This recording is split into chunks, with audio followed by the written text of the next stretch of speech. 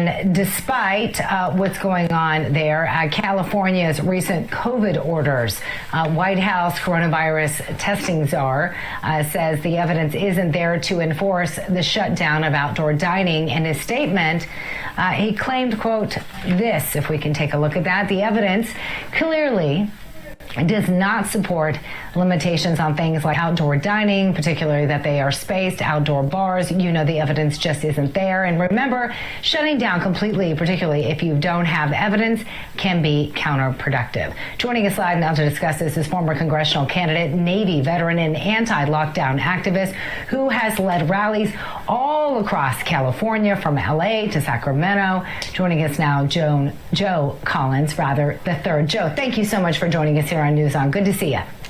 You as well. Thank you for having me. So a lot of mixed reaction here on what's going on in LA. The governor feeling some heat there in California. You're in LA. Can you explain more about the restrictions that Governor Newsom has placed on businesses there? Yes, Governor Newsom he's attempting to shut down all of California for what he appears to be surges in cases in coronavirus. Now, we know the death toll is still very low in comparison to the amount of people that we have here in California. But the restrictions, in my opinion, are absolutely unconstitutional. And without evidence, you have no basis. Without any emergency executive order or declared emergency, I think it's very unconstitutional to try to shut down our economy. We've seen what happened last time. He tried to shut down the economy. Businesses fail. We have a lot of businesses that are going out of businesses, and people are moving out of California. The people who live in California are absolutely not happy, and thank God our sheriffs are not supporting this lockdown. Yeah, you know, I've seen so many images, and I'm sure a lot of our viewers have who are watching right now, of restaurants that have to put up, you know, these outdoor eating areas. One would think that, you know, in some ways that's very similar to just eating indoors. What's the reasoning, or is there any behind that? You know, I don't know why Gavin Newsom wants to stop outdoor eating. In my opinion, it is the same as indoor eating. We already have the 6 feet social distancing orders put in place, and people are following that to the best of their abilities outside of, gathering for the holidays.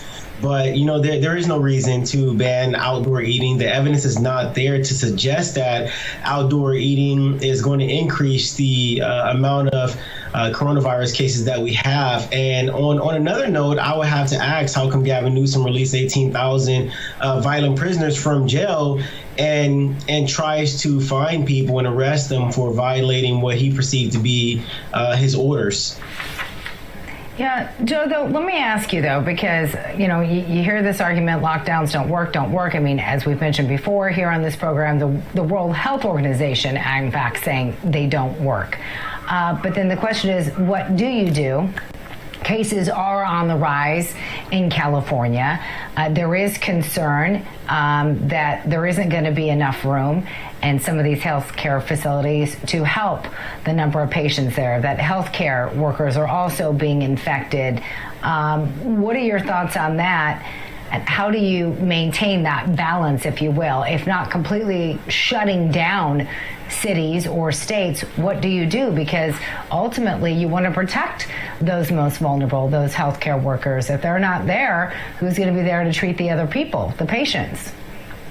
Absolutely, and that's a great concern. One thing I think needs to happen, if we're running out of healthcare workers, if our hospitals are allegedly being overwhelmed by people who are contracting COVID-19, I think that more money needs to go into our healthcare industries. We need to start practicing healthy lifestyle livings, but we also can't ignore the fact that the first time we shut down the economy, it didn't slow the spread. So this time it's not going to slow the spread either. I think the best way to go, in my opinion, is keep everything open and allow people to be able to contract the coronavirus and let their immune system do what it was created to do, which is fight these types of infections. That way you already have the antibodies inside of your body to be able to fight this thing in the future.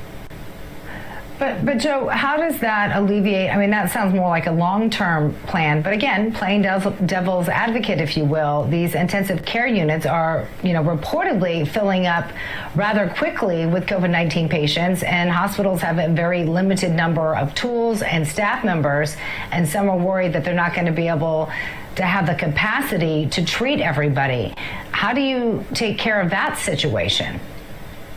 Well, I'll tell you this. You can, unless you want to put more money into the healthcare facilities. I think that the USS Mercy, when it came down here last time, it was underutilized, so they end up leaving. I think they're bringing the ship back here again to be able to help. But, COVID-19 is here. It's here to stay. So the best thing that we can do is be able to cope with this virus right now. Well, as I mentioned, the president, again, expected to sign a COVID executive order preventing international vaccine insistence until Americans have received the shots first. This according to reports. Again, this coming just days before the Food and Drug Administration is supposed to meet this Thursday to discuss Pfizer and BioNTech's application for emergency authorization of that vaccine. Let me ask you this. If this vaccine does come out, would you be willing to take it? Absolutely not. I like my immune system. I think it's doing a really good job. People who want to take the vaccine, by all means, go for it. If you think it's going to help you, go for it. But as far as myself, I'm not going to take it. I'm not telling everybody else not to take it. This is just my own personal perception. But why is that? Is there a reason for you not wanting to take the vaccine? And I'm curious because I don't think you're alone. Again, I'm always skeptical of polls, but we've done our own non-scientific polls here on this program, asking people if a vaccine comes out, how willing they would be to take it. And there's been this big push again.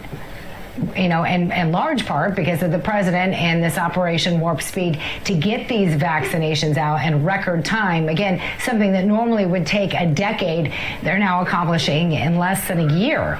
But why have the big push if so many people seem so apprehensive to actually take it?